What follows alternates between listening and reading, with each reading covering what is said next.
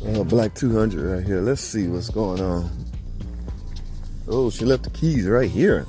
I guess she ain't worried about nobody stealing it because it will not run. Now let's see what kind of symptoms these things give off. All right. Oh, Lord. Push start. Oh, brand new battery. Does she suspect this battery?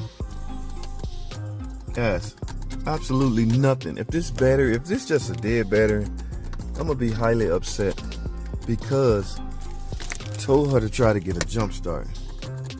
All right, before I jump the gun, let me pop the hood. Let me go grab my jump box and see if I can jump start this thing.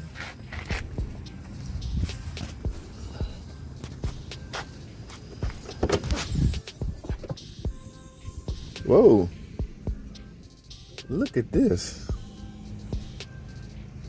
Guys, this is no good. These connections have to be 100% on point. Look at that. So even if the battery is good, oh my goodness. Let me go grab my jump box.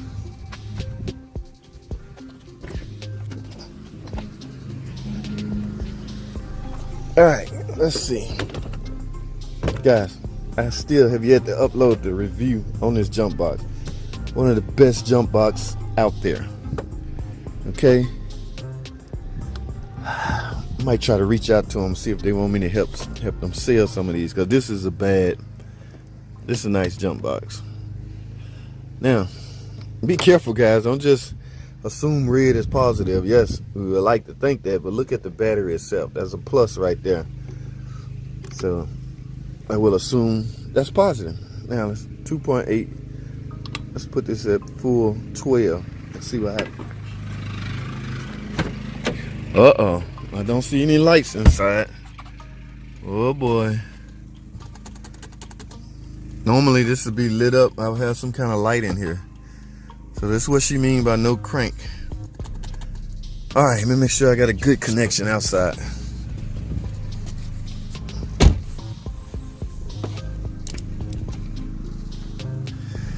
All right, from the looks of things, I do. Let me do it this way, guys.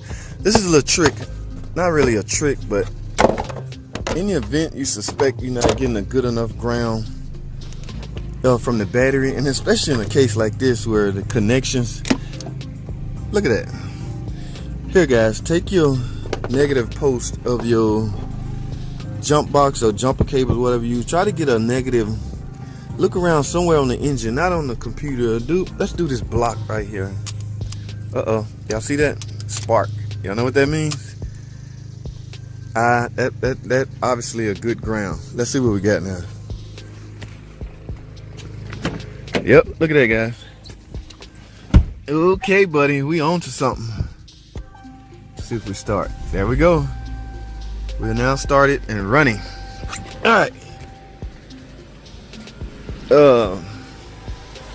Okay, guys, that's 100% tells me this stuff here got to go. There's some bad connections going on right here and on the positive side. So by any rate, I'm gonna swap cars with her because might need some parts, some dealer type parts. I'm headed to the dealer. Today's my off week, but I got some things to do anyway. So like I say, this battery is not that old. It's not. I don't think it's a dead battery. I think it's a connection issue. We got to get this out of here, guys. You're gonna look at that. You're gonna always have problems with connections like that. All right. Let me put this in the car because I'm taking this car with me.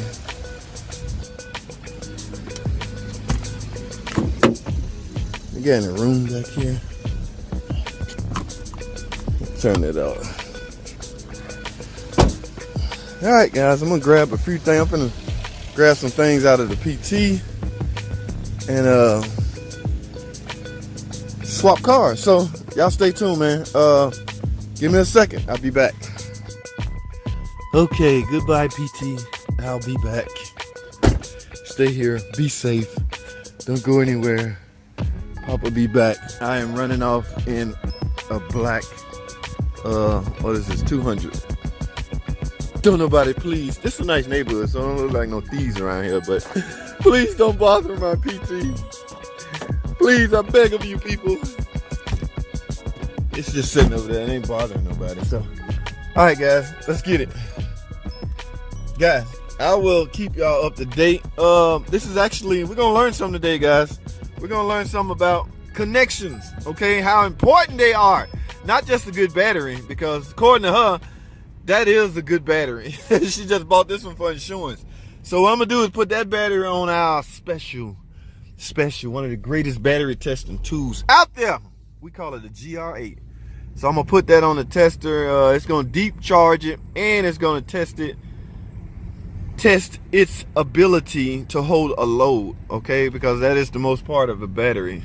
It has to be able to hold a load.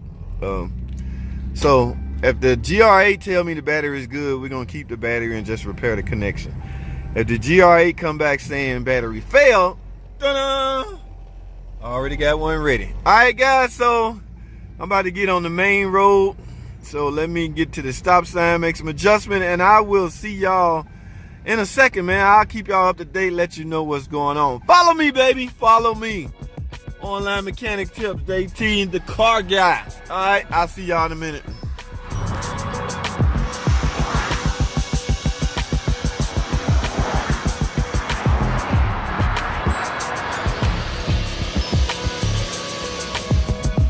All right, guys, here we go, guys. I can't do it, player. I have to get some here's the new battery cables I'm about to install. I got a positive.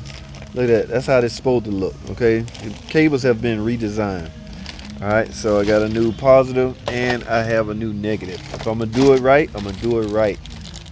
That's how the negative look. So when I'm done with this, it's gonna look like it's supposed to do. Now, but for now, I'm gonna get this battery off and set it on the GR8 battery charging. Like I explained earlier, that thing will do a deep charge on it. Check the cells in the battery, make sure they're good, and we should be good to go. She shouldn't have this problem no more. So guys, try to get out of the habit of doing that. That is not good. That'll leave you stranded. This is a young lady with kids. She do not need to keep being stranded. It's like the third time this has happened. Okay, in some cases she can't even jump it off. So that means the connection between the terminal and the battery terminal are lost. Okay, but we're gonna get that straightened out, guys. All right, stay tuned. Let's get it, man. All right, guys. Well, that settles that debate. Here's the battery. That is 200. And ladies and gentlemen, drum roll, please. It is bad. That's right, guys. Did a deep charge on the battery. Then it attempted to measure the cold cranking out. The cold cranking out measured, let me get this glare out of here. What is that, 322? When it's rated at 600, okay? So this car calls for a 600 cold cranking out battery. This one measured 322. And just, you can see the recommendations for me to replace the battery. So she did good having a battery in the car. So guys, what I'm gonna do is replace the cables and the freaking battery. Look at this. I don't know what people think this will do. A guy can get away with this because he know if he have an intermittent no start, he can just come out here and probably turn his cables and fire right up and move on his way. Some guys are reckless like that, but when your significant other is driving or female, no, I don't advise doing this. Okay, so I got work to do, guys. Stay tuned. I'm going where I will be right back.